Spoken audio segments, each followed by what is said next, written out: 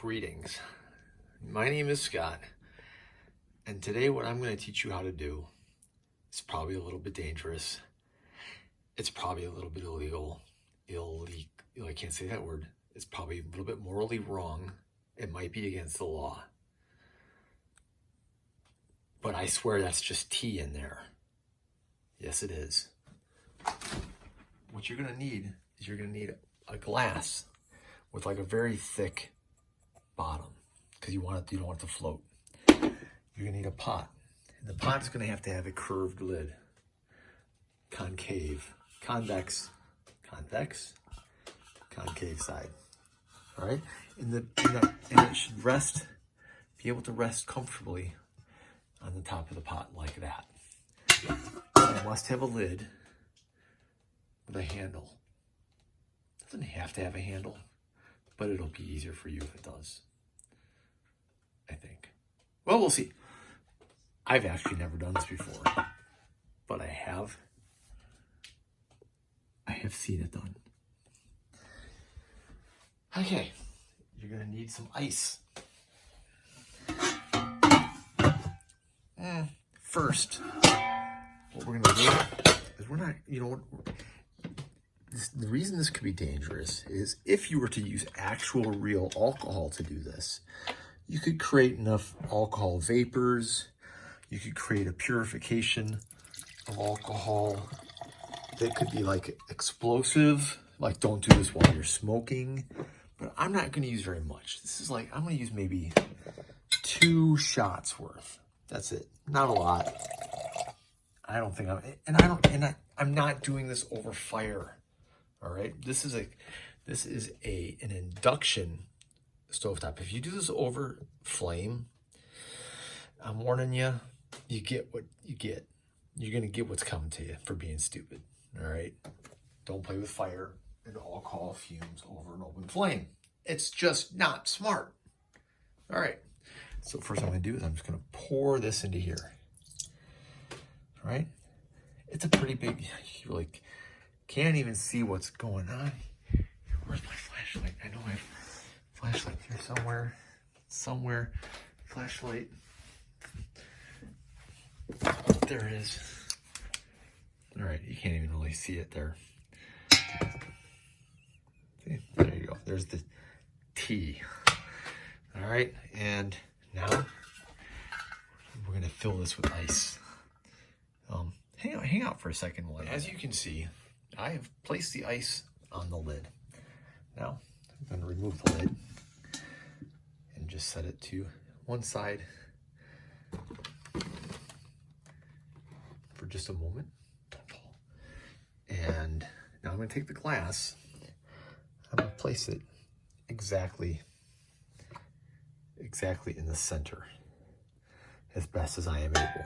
A bowl would work just as well. It might actually work better. You know what? I am going to use a bowl instead. Bowl, because it's red. Dangerous. All right. See, that's trapping a little bit underneath it, but that's fine. It's not that much. And might help create some suction when it boils out to keep this thing in place and not moving around. All right, so you see, there we go. And now I'm simply going to place this here, and I'm going to make sure that this is nice. I'm going to add a little water to that, in fact. Make sure it's nice and cold. All right. I want this lid to be nice and cold to capture the condensation. I'm going to give that a few minutes. Maybe 5 minutes to get nice and melted in there a little bit, nice and cold. I want this lid to be very, very cold as possible. All right. I think this is sufficiently cold. And now what I'm going to do, as I said, this is an induction stovetop, which means it uses magnetics, and the bottom of the pot, actually the pot itself, a magnet will stick to it. I used to always have magnets around. I used to always have a magnet like within reach. There we go. So you can see magnets stick to it. and that means that the magnetic waves can cause it to heat up. So I'm going to go ahead and put this on a very, very low temperature. Not see how this works when you turn it on. If you hit the, there we go. Go with just a 3, and I'm going to watch and see. You know what? We'll just wait just a minute. I'm just going to put my hand here. You can't do this on an electric stove. I mean, you burn yourself. I can put my hand right on here. I can move this thing. I can put my hand right here. No problem. Now, if you had a metal ring that was magnetic, that would have hurt pretty bad. I'm just going to kind of keep my hand here and see when it gets a little bit warmer, a little bit almost too warm to keep my hand on. I'm just going to wait for that. Kids, don't do this at home. You have to make sure that you have an induction stovetop when you do this sort of thing. It's getting a little bit warm. Let's go a little hotter. Let's try there. And as soon as it gets to where it's too hot to touch, that's right about where I want to keep it. It's right about there right now. Like if I can't keep my finger on it for more than 2 seconds, there, now we go. I'm going to go back down to 3 and see. Now you know what's happening, right? I know you know what's happening. Water boils after alcohol. The alcohol is boiling first. You're not going to be able to see it really boiling. I'm going to just let it turn to vapor really fast. And it's going to collect on the lid. Because of the ice, it's going to cool, drain to the center, and drip into the bowl. Clever, right? Not too hot to touch. I feel like I can feel it boiling a little bit.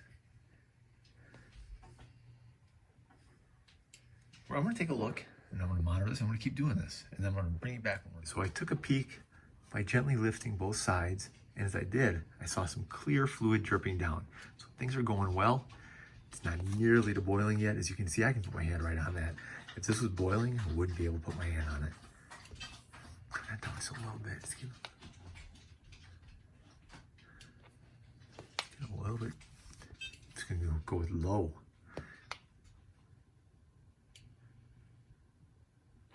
Yeah. Just going to turn that off. I don't know how long this takes. I've never done it before. So I'm going to take a look and see how much I got. All right, let's take a look and see what we've got. Where's the flashlight?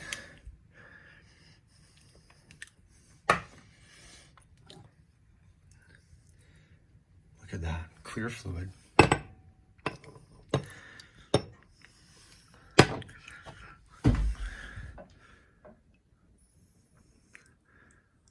I'm going to take a sip of that and see how that is. Oh, it smells strong. Oh!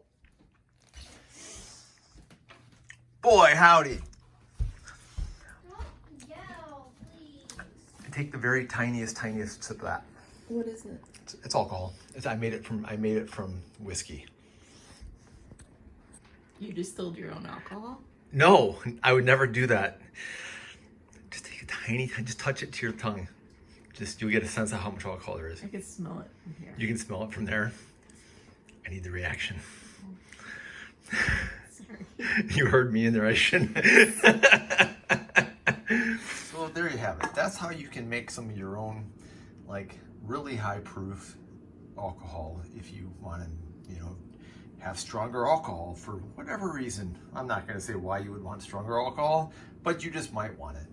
All right. So I poured it back together, and there you have it. Fresh tea. You want to add a little bit of ice to that. Well, cheers to making your own 90 proof alcohol. Now you should get yourself an alcoholometer, a calorie, I forget what they're called.